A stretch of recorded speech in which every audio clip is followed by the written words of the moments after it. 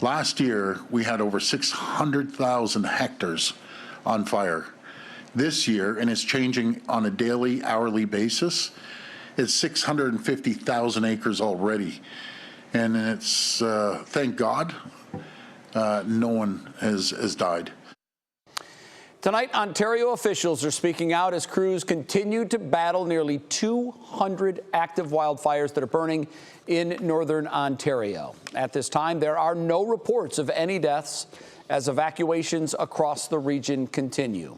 That smoke pouring over the border into the United States, coating cities and triggering air quality alerts for several states, including right here in Ohio. And with that, I say good evening to Northeast Ohio. I'm Jay Crawford. Russ and Christy have the night off. Tonight, the dense smoke sticks around, smothering Northeast Ohio and beyond.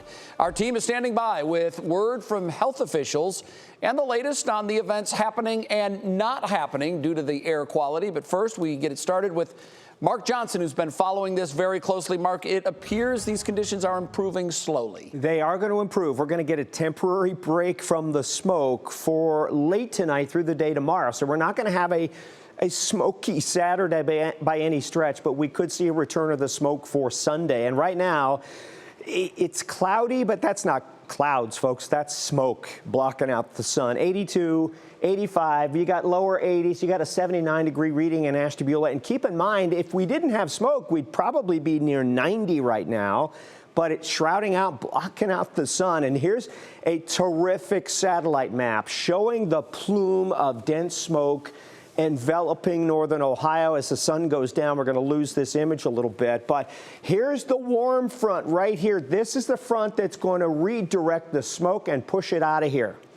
So, but it's not going to happen until after midnight tonight, closer to sunrise tomorrow morning for all of us here in northern Ohio.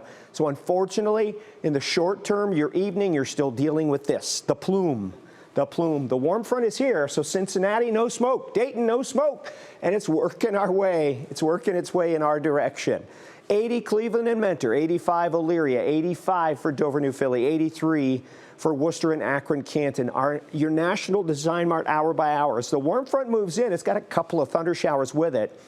But after the sun goes down, these storms are going to lose a lot of their energy, so we'll bring it on through. See that? Most of the storms are gone. Akron, Canton, Dover, New Philly, you may have to deal with a midnight thunder shower, non-severe, but this is the leading edge of the clearer air. The wind shifting around to the southwest pushes the smoke away. So Saturday, smoke-free. Good news. Bad news is it brings in more heat, more humidity, and a round of strong to severe storms. Overnight, smoke fading after midnight. We're going to hang around the lower 70s, Jay. And then tomorrow, we got a weather impact alert for smoke through the evening, and then a weather impact alert for severe storms tomorrow. So out of the frying pan into the fire. Yeah. All right, Mark, thanks. We'll check in with you with more in just a little bit. Now, tonight, as Ohio's air quality alert stretches into its third day, Cleveland's public health director is sharing new details on who he's most worried about in our community. Here's Lindsey Buckingham. Dr. David Margolius has seen this kind of smoke hit Northeast Ohio before, but says what's happening right now doesn't compare. This event is worse. I think our highest back then was nearly 300. And like I said, our highest air quality index yesterday was over 600. So this one's worse. While it's too soon to know exactly how this week's smoke has affected people here, Margolius knows what to expect. What we saw in the summer of 2023 is we'll see an increase in pediatric asthma hospitalizations and emergency room visits, and even an increase in adults having heart attacks because of this air quality. Sensitive groups like people with breathing conditions are the obvious concern. But Margolius says there's another group he's thinking of. I'm most worried about folks who live alone in a home that doesn't have air conditioning and filtration. If you have folks like that in your life, please reach out and check in on them, because this is a scary time for a lot of folks right now. And for kids who feel fine being outside right now, Margolius says looks can be deceiving. The exposure is still adding up, whether the body registers it yet or not. And if you're wondering when it's actually okay to be back outside again, Margolius says don't guess. Check airnow.gov. He says you want to see that number drop back under 150 before it's really safe. All right, good advice. Lindsey Buckingham, thank you. Bet.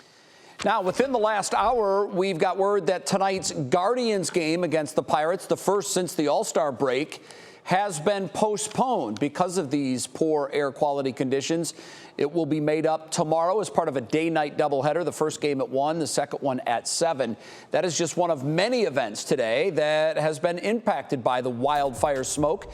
Aaron Sullivan has more now from the St. Paul Greek Festival in North Royalton. Aaron, good evening to you.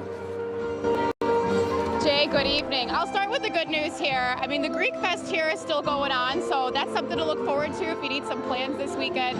But Jay, like you just mentioned, bad news for sports fans. In the last hour, we learned that Guardians game won't be taking place tonight. Also, the Soapbox Derby events in Akron, those were canceled as well due to the air quality.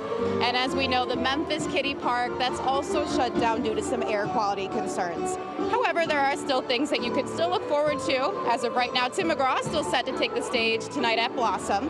And over here in North Royalton, the annual St. Paul Greek Festival is still on. But safety over here, well, it's top of mind. We've been proactive trying to keep everyone safe. We've got the air conditioning going full blast in here. We've got a great take-through area, so if someone feels uncomfortable, they have some type of asthma, they can just come through the takeout line, take it home, and they can dine in their own comfort. So we have all sorts of options. Everybody will be covered. No one will be harmed by eating Greek food this weekend. Opa! Like you said, if you don't feel comfortable leaving the house at this time, organizers say, of course, you can still get out here and enjoy plenty of traditional Greek food by using their drive-through pickup option. So no need to even leave your car. And Jay, I've got to say, over here by the Greek Fest, it's not as bad as what we saw downtown earlier. You know, we're not smelling that nasty smell that we're smelling outside, and it's significantly less hazy here. Well, that is great news, and hopefully it continues to move out of our area. Aaron, thank you. We appreciate it. Now, Taste of Tremont returns this weekend with food, art, and entertainment. The free festival features more than 30 vendors. It'll have, of course, live music and family activities. And that is Sunday from noon until 8 p.m. If you're wondering what the air quality is like in your neighborhood, you can get very specific. And Lindsey talked about this just a short while ago. You can go to airnow.gov and type in a zip code for current air quality updates where you live. You can see here in Cleveland, conditions are very unhealthy at this hour. Once again, that again is on airnow.gov.